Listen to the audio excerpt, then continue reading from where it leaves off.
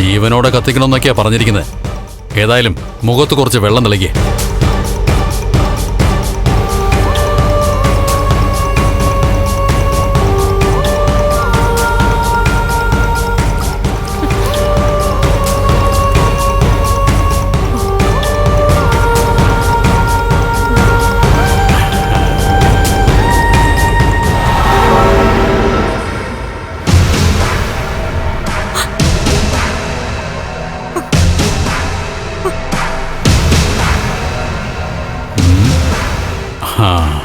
സ്വപ്നമല്ല മോളെ, നീ ഞങ്ങൾക്കിടെ തന്നെ. എന്താ നിങ്ങക്ക് വേണ്ടത്? ഒരു ചെറിയ കാര്യമാ മോളെ. നിന്റെ ജീവൻ എടുത്തിട്ട് ഞങ്ങളങ്ങ് വിട്ടേക്കാം. നമ്മളെ കണ്ടപ്പോ തന്നെ ഇവള് പേടിച്ചു പോയാളിയാ. അതുകൊണ്ട് നിനക്ക് ഇവളോട് സഹതാവായോ? എടാ, ജയിലിനകത്തൊരു നിയമമുണ്ട്. തൂക്കിക്കൊല്ലുന്നതിന് മുമ്പ് ആഗ്രഹം ചോദിക്കും. ഇവളോട് അങ്ങനെ ചോദിക്കാൻ പറ്റുമോ? ചോദിച്ചാ ഇവള് പറയും ഇവക്ക് ഇവളുടെ കെട്ടിയോന്റെ അടുത്തേക്ക് പോണോന്ന്. വീൽ ചെയറിലിരിക്കുന്ന ഒരുത്തനോടൊപ്പം ഈ ജന്മം നീ ജീവിച്ചിരുന്നിട്ട് എന്താടീ പ്രയോജനം?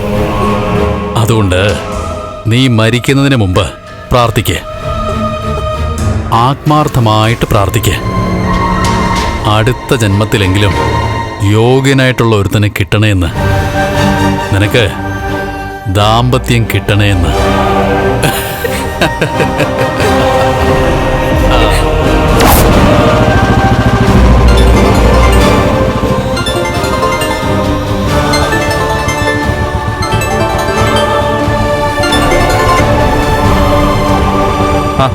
സർ, ഞാൻ അന്വേഷിച്ചുകൊണ്ടിരിക്കുക.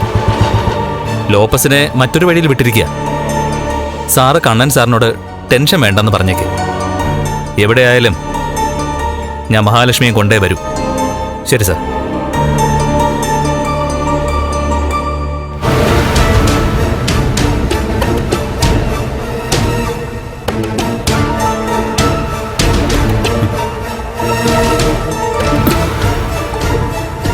നോക്കാവുന്നിടത്തൊക്കെ നോക്കിയല്ലോ സാർ.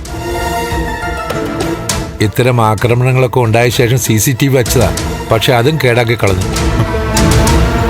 ഇതിനൊക്കെ പിന്നിൽ അവനായിരിക്കും സാർ, ആ മേഘൻ. അവനിപ്പോ ജയിലിൽ കിടക്കുവാണല്ലോ. അതുകൊണ്ട് മഹിക്ക് എന്തെങ്കിലും സംഭവിച്ചാലും അവന്റെ പേരിൽ കേസ് വരില്ലല്ലോ.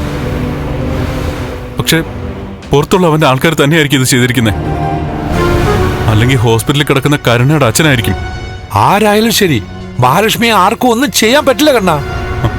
പക്ഷെ ഞാൻ കണ്ട സ്വപ്നം എന്നെ ഭയപ്പെടുത്തുന്നു. ആ ഭയത്തില് ഞാൻ എഴുന്നേറ്റ് നടന്നു. എന്നാൽ സ്വപ്നത്തിൽ കണ്ടതുപോലെയാണ് സാറേ ഇപ്പൊ നടന്നത്. അയാളെ കാണാനില്ല. ജന്മമാസം എനിക്ക് നഷ്ടങ്ങളെ ഉണ്ടാക്കിയിട്ടുള്ളൂ. എന്റെ കണ്ണ, താൻ നടന്നു തന്നെ ഒരു നല്ല കാര്യമല്ലേ? അതുകൊണ്ട് എന്താണ് സാർ പ്രയോജനം? ഞാൻ നടക്കുന്നത് കാണാൻ വേണ്ടി ഈ ലോകത്ത് ഏറ്റവും കൂടുതൽ ആഗ്രഹിച്ചത് മഹിയ. അയാൾ എന്റെ ജീവിതത്തിലേക്ക് വരുന്നതുവരെ ഇനി നടക്കാൻ കഴിയില്ല എന്ന് ഉറച്ചു വിശ്വസിച്ച് ജീവിച്ചവനാ ഞാൻ. അവിടെ നിന്ന് സാറിന്റെ അരികിലേക്ക് കൊണ്ടുവന്നതും ഇന്ന് ഈ നിലയിൽ എത്തിച്ചതും അയാളാ. അയാളുടെ പ്രാർത്ഥനയാ. അങ്ങനെയുള്ള ആളെ ഇനി കാണാൻ പറ്റുന്നില്ലെങ്കിൽ പിന്നെ ഞാൻ ജീവിച്ചിരുന്നിട്ട് പ്രയോജനം ഇല്ല സാർ. അങ്ങനെ നിങ്ങളെ തമ്മിൽ ദൈവങ്ങൾ വേർപിരിക്കില്ല കണ്ണാ. അതിനൊരു ശക്തിക്കും സാധിക്കില്ല. ശിവനുള്ളിടത്ത് ശക്തി ഉണ്ടെന്ന് പറയുന്ന പോലെ കണ്ണനുള്ളിടത്ത് മഹാലക്ഷ്മിയും കാണും. നിങ്ങൾക്ക് രണ്ടാൾക്കും ആയുസ് ഒരുപാടുണ്ട് കണ്ണാ. ഇതൊക്കെ അയാള് തിരിച്ചു വന്നെങ്കിലേ എനിക്ക് വിശ്വസിക്കാൻ പറ്റത്തുള്ളൂ സാർ. എന്റെ മനസ്സ് വല്ലാതെ കലങ്ങി മറിയ. ഇത്രയും ടെൻഷൻ ഞാൻ എന്റെ ജീവിതത്തിൽ അനുഭവിച്ചിട്ടില്ല. എല്ലാം നല്ലതിനാണ് കണ്ണാ. കണ്ണൻ്റെ ഒരു കാര്യം ചെയ്യും, അകത്ത് പോയിരിക്കും. നമ്മളിപ്പോൾ മാർക്കോയോടും പോലീസിനോടൊക്കെ വിവരങ്ങൾ പറഞ്ഞിട്ടുണ്ടല്ലോ. എത്രയും പെട്ടെന്ന് മഹാലക്ഷ്മി മടങ്ങി വരുമായിരിക്കും. നല്ല ക്ഷീണം ഉണ്ടായിരുന്നുകൊണ്ടാ. അതുകൊണ്ടാ ഞാനും ഇവിടുത്തെ ജീവനക്കാരും ഉറങ്ങിപ്പോയത്. ആ സമയത്ത് ആര് വന്നെന്ന് ഒരു പിടിയും കിട്ടുന്നില്ല. അത് മനസ്സിലാക്കിയിട്ടായിരിക്കണം മഹാലക്ഷ്മിയെ തട്ടിക്കൊണ്ടുപോകാൻ ആരെങ്കിലും വന്നത്. സാരമില്ല കണ്ണ, നമുക്ക് പ്രാർത്ഥിക്കാം.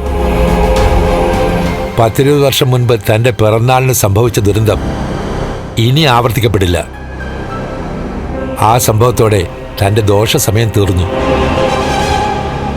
പ്രത്യേകിച്ച് താനിപ്പോ ഒരു അയ്യപ്പനാണ്. കാല് വയ്യാതിരുന്ന സമയത്ത് പോലും അയ്യപ്പ സ്വാമിയെ കാണണമെന്ന് ദൃഢപ്രതിജ്ഞ എടുത്ത തന്നെ ഭഗവാൻ പരീക്ഷിക്കില്ല. അപ്പോ ഇത് പരീക്ഷണമല്ലേ സാറേ? എടോ, നല്ലൊരു കാര്യം സംഭവിച്ചു. അതിന്റെ കൂടെ ചെറിയൊരു മനപ്രയാസം തനിക്ക് തന്നതാ. തന്നെ ഒന്ന് ടെൻഷൻ അടുപ്പിച്ചതാ.